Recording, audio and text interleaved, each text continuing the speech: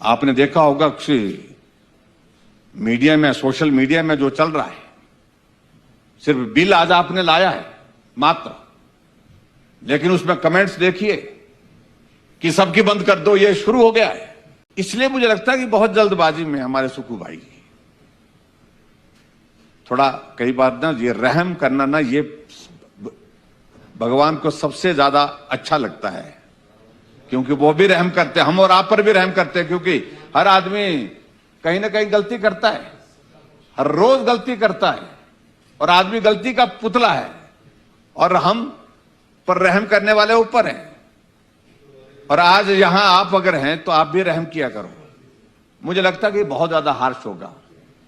अध्यक्ष महोदय, मैं एक बात और भी कह दूं, माननीय सदन के सदस्य मालूम नहीं उस सारी चीज को लेकर के कितने गंभीरता से लेंगे। हम लोगों के पेंशन, हम लोगों के भत्ते के पक्ष में हम 68 के सिवाय कोई और नहीं है, ना जनता में है, ना कोई कहीं किसी का समर्थन करता होगा तो पता नहीं, कोई नहीं करता है। ये बात बहुत दूर तक जाएगी, एक बार इसको छेड़ेंगे। आपने देखा होगा कि मीडिया में, सोशल मीडिया में जो चल रहा है, सिर्फ बिल आज आपने लाया है मात्र, लेकिन उसमें कमेंट्स देखिए कि सबकी बंद कर दो, ये शुरू हो गया है। इस बात को कोई और बोलने की हिम्मत नहीं करता है। मैं बोल रहा हूं और मुझे भुगतान करना पड़ेगा, मुझे मालूम है।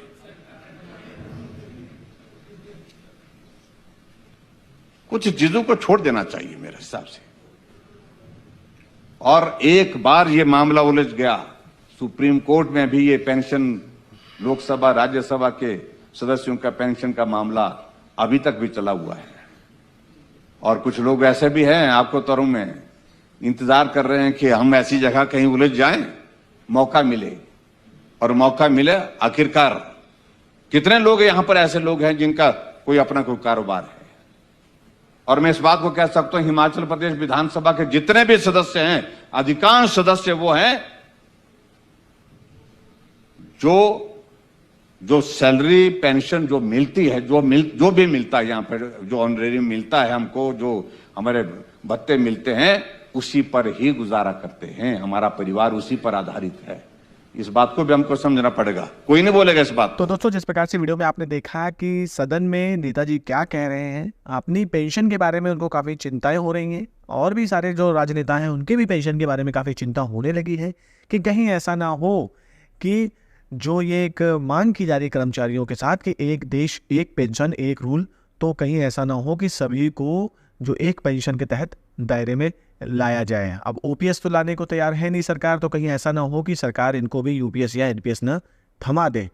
इस चक्कर में थोड़ा सा जो नेताजी हैं वो भी चिंतित हैं।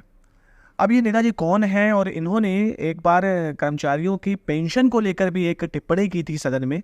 और वो क्या टिप्पणी करी थी वो मैं आगे आपको वीडियो के माध्यम से बताऊंगा। फिलहाल जैसा कि ये बता रहे हैं कि जब सरकार नया बिल लेके आई है यूपीएस, तो इसके खिलाफ कितना रोष है कर्मचारियों में, वो आप जहाँ पर भी ये चीज़ें आप कहीं पे भी डलती हैं या किसी भी पोस्ट में डाला जाता है, तो आप वहाँ के कमेंट सेक्शन को पढ़कर आप भलीभांति समझ सकते हैं कि कर्मचारी जो हैं वो कितने गुस्से में हैं, और इस स्कीम को वो कदापि स्वीकार करने के मूड में नहीं हैं। तो इसी बारे में नेताजी बोल रहे हैं कि आपने तो ये ला दिया है, लेकिन जो कर्मचारी हैं वो इससे खुश नहीं है, और कहीं ऐसा ना हो कि वो बोल रहे हैं जैसा कि जो नेताजी हैं या इनकी भी पेंशन बंद करो माननीयों की, और इनको भी एक जैसी पेंशन दो, कहीं ऐसा ना हो जाए।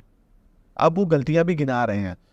फिलहाल बात करेंगे ये नेताजी कौन है। तो दोस्तों, एक बार आपने वीडियो देखा होगा कि एक सदन में एक नेताजी बोल रहे हैं कि आप, हमारी पेंशन से आपको चिंता है, तो आप लोग भी आइए और 5 साल चुनाव लड़िए और जीतिए और पेंशन लीजिए। कुछ इस प्रकार का वीडियो एक बार वायरल हुआ था। हालांकि वो वीडियो मुझे मिल नहीं पाया है, अदरवाइज़ मैं आपको इस वीडियो के माध्यम से वो क्लिप जरूर दिखाता। तो ये वही नेताजी हैं जिन्होंने कर्मचारियों की पेंशन को लेकर ये टिप्पणी की थी, और आज इनको खुद अपनी पेंशन की चिंता सताने लगी है। कर्मचारी जो है दोस्तों, वो बिल्कुल पूरी तरह से पूरे जोश में संघर्ष कर रहे हैं पुरानी पेंशन के लिए, और वो किसी भी प्रकार से अब समझौता करने को तैयार नहीं है। आप हरियाणा में आने वाले विधानसभा चुनाव में देख सकते हैं कि कर्मचारी किस प्रकार से ओपीएस पर अड़े हुए हैं, और सरकार जो है क्या करती है ये तो अभी पूरी तरीके से क्लियर नहीं है, लेकिन ऐसा ना हो कि आने वाले समय में सरकार को इसका भी खामियाजा भुगतना पड़ जाए। हाल ही में एक वीडियो डाला था मैंने जिसमें विजय कुमार बंधु जी संबोधित कर रहे हैं जनता को। उसमें भी विजय कुमार बंधु जी का कहना था कि जो बड़े बड़े नेता उस मीटिंग में गए थे और जब वो यूपीएस बिल उनके सामने रखा जा रहा था, यूपीएस स्कीम उनके सामने रखी जा रही थी, तो उस टाइम पे उसका विरोध क्यों नहीं किया। अगर उसी टाइम पे उस यूपीएस स्कीम का विरोध हो जाता तो ये जो यूपीएस स्कीम है ये आ ही ना पाती, और हो सकता है ओपीएस के लिए सरकार को फिर से कुछ न कुछ सोचना पड़ जाता है। लेकिन जो वहाँ पर नेताजी गए थे, रेलवे के बड़े बड़े मंत्री लोग गए थे, वो खुद ओपीएस ले रहे हैं। उनके हिसाब से यूपीएस बहुत अच्छी स्कीम है, और इसके बारे में उन्होंने जैसे ही सोशल मीडिया में उसका प्रचार प्रसार किया तो जितने भी कर्मचारी थे वो उल्टा उन पर गलत कमेंट करने लगे। जो भी वो उसकी बड़ाइयाँ कर रहे थे स्कीम की, उतना ही उल्टा उनको सुनने को मिल गया कर्मचारियों से। अब इनको बाद में पता चला कि ये तो गलती होगी, अब क्या किया जाए। तो फिर उन्हीं रेलवे के नेताओं में से किसी एक ने दोबारा से एक मीटिंग के लिए कराई और तुरंत बोला कि हम दोबारा से इस स्कीम को रिव्यू कराएंगे और ऐसा करेंगे वैसा करेंगे, पता नहीं क्या क्या बताया। तो विजय कुमार बंधु जी का साफ साफ यही कहना था कि ये नौबत आने ही क्यों दी। अब जब उन्हीं के कर्मचारी, जो रेलवे के खुद के कर्मचारी हैं, वो खुद ये बोल रहे हैं कि जो ये नेताजी हैं इनको बाहर करो, ये हमारे पक्ष की बात नहीं कर रहे हैं। तो फिलहाल कुछ इस प्रकार से पूरा जो ऊपर का सिस्टम है वो ऐसा काम कर रहा है, और जो ये कमेटी है जो खुद ओपीएस ले रहा है वो कभी भी यूपीएस और एनपीएस की बुराई कभी नहीं करेगा। वो खुद चाहेगा कि हाँ ऐसा ना हो कि कहीं इनके चक्कर में हमको भी या हमारे को भी यूपीएस या एनपीएस ना शुरू हो जाए। तो देखते हैं दोस्तों, फिलहाल अभी ये चिंता का तो विषय बन चुका है माननीय नेताओं के लिए कि कहीं ऐसा ना हो कि मोदी जी सभी की पेंशन एक जैसा कर दे। अब होता क्या है आगे दोस्तों, ये तो समय बताएगा। फिलहाल खबर यही थी मेरी द्वारा दी गई जानकारी। दोस्तों अच्छी लगी है तो प्लीज़ वीडियो को लाइक शेयर कमेंट जरूर करिए। मिलते हैं अगले वीडियो में, तब तक के लिए जय हिंद जय भारत।